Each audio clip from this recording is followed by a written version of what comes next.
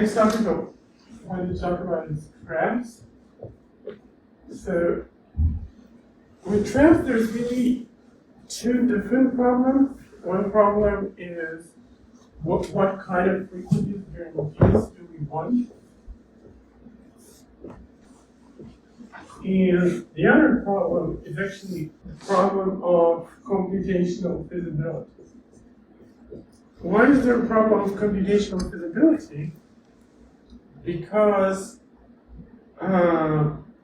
so what happens is, imagine that you have like a hypothesis class that's made of market decision processes. It could even be like a small, could even be like a small hypothesis class. So just like some, let's say there are kind of like some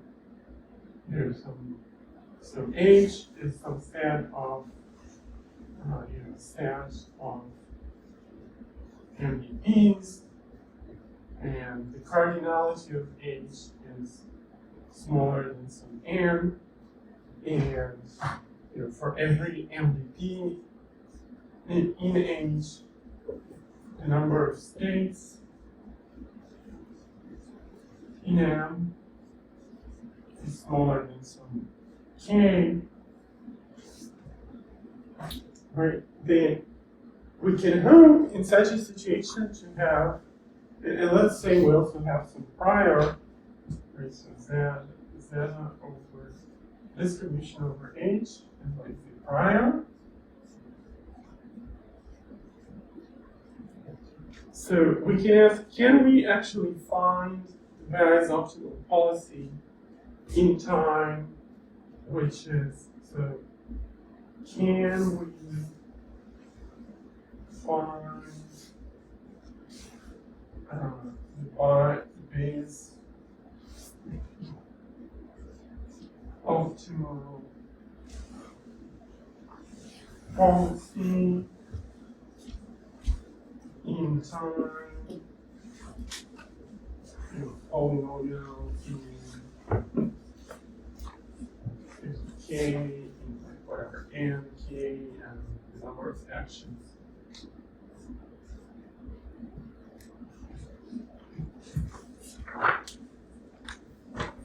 So this is a really easy setting because like we assume the MDPs are small, and we even assume there's only a small number of, but it turns out that even in this okay, so can you do, so if the MDPs are communicating, then the answer is yes. Okay, so if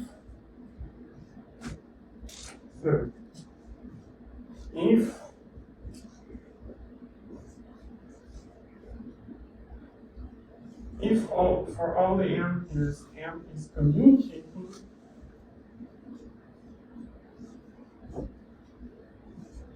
then approximately yes. What do you mean approximately? We cannot really find the Bayes-optimal policy, but what we can do is we can run a learning algorithm. And a learning algorithm becomes close to Bayes-optimal for time discounts. So when our time discount parameter goes to 1, we're going to do the long horizon limit. The learning algorithm is close to the Bayes-optimal, and we know there are efficient learning algorithms for small MDPs. So in this case, the answer is positive. But in general,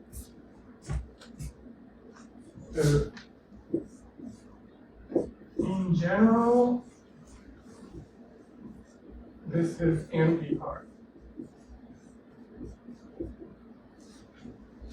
Even for deterministic, still NP-hard. So even given like a very forgiving definition of feasibility, approximating the Bayes-optimal policy in environments with traps is in general NP hard.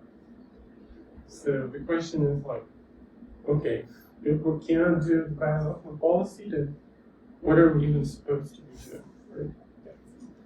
Right? Is it the sort of NP hard where it's like there's an approximation algorithm that gets you 90% of the way there and just last 10% is hard like max cut? Or is it NP hard like we can cook up environments where you can't even get within like blah blah blah of the Bayes policy? So I don't know anything about the associated approximation problem. Okay. Notably, I don't even know that this problem is NP easy. Right? So for usually, I mean, there is a rather rich theory of approximation hardness for problems in NP. Mm-hmm. There is much less about problems that are not even in NP. Mm-hmm. For this problem, I don't know whether it's in NP. Oh, the difference between NP hard and NP complete. Got it. Yeah. I know that this problem is in P space. It's P space easy, but I don't know where it's NP easy. It's an open question. Okay. Can you concretize like a bit more what the setting is? Like you're getting some observations and you have some initial prior over what environments you could be in. So let me write it here. Alright. So we have S, which is some set of states of cardinality, which we said we want to be smaller than K. And we have A, which is a set of actions. And we have like a hypothesis class. So now there is a transition kernel. So for every hypothesis, in every state, in every action, there is like what the next state is. Okay. And there is some reward function, which is, let's say, for every state, it's some real number. Could be 0 or 1.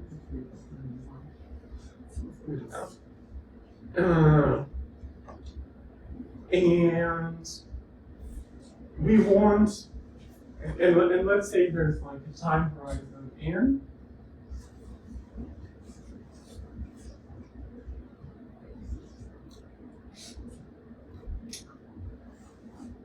Okay, and we consider the following decision problem. So the following decision problem: is there a policy phi such that for every hypothesis in H, phi is optimal for H in time horizon n.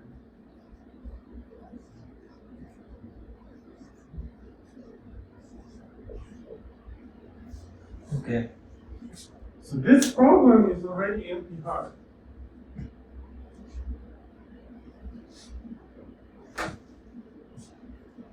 I'm a bit confused about that problem because some of the hypotheses might be completely wrong. Like they could be like falsified by the first few transitions, right? And we probably don't care about optimality for those. Or, So what? well, I guess the current statement is that pi is optimal for every hypothesis. Yeah. I mean, if there is a policy that's optimal for every hypothesis, then the Bayes-optimal policy, a policy that's optimal for every hypothesis separately, then it's also in particular Bayes-optimal. Right, but sometimes it seems like requiring optimality for every hypothesis seems just too strong. No, it's not just strong, it's weaker than the original thing.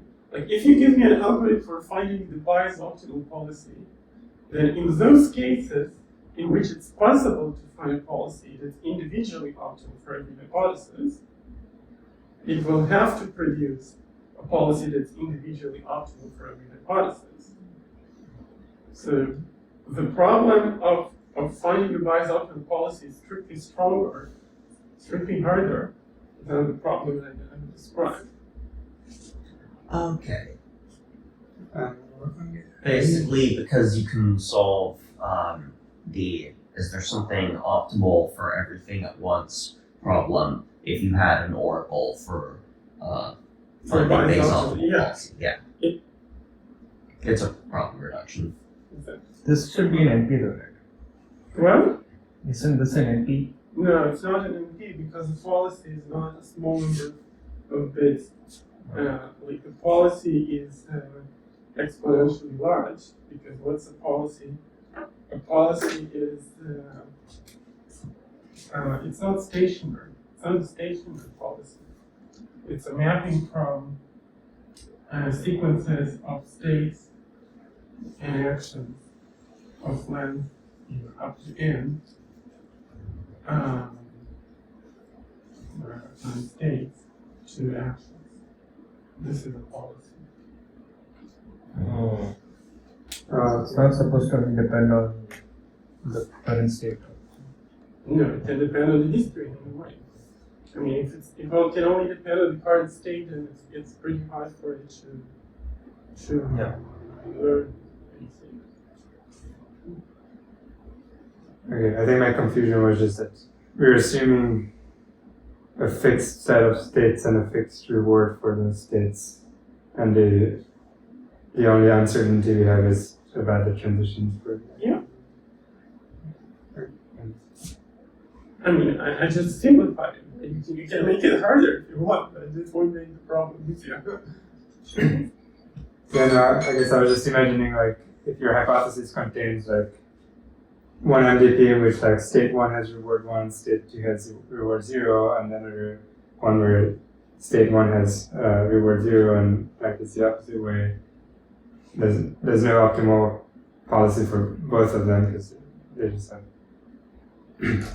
like the optimal policy for one is supposed to stay at state 1, and the optimal policy for the Yeah, other. but the thing described is strictly harder problem. It's strictly more general problem.